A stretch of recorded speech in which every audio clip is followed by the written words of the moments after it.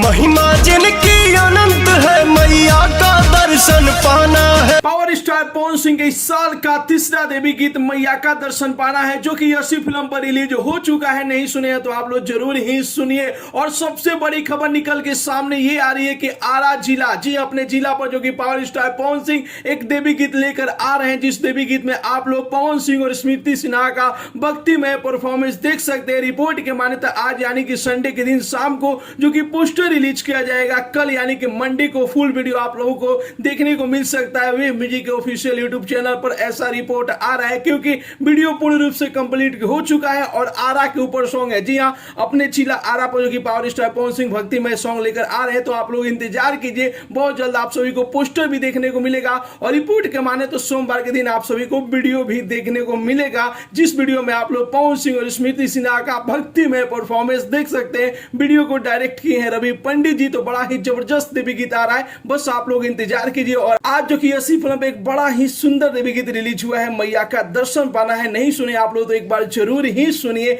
यदि सुन लिए तो आप लोगों को कैसा लगा आज का देवी गीत पावर स्टार पवन सिंह का, अपना राय जरूर ही कमेंट बॉक्स में बताइए। मिलते अगले वीडियो में एक नया न्यूज के साथ, तब तक के लिए बाय बाय, टेक केयर, जय हिंद।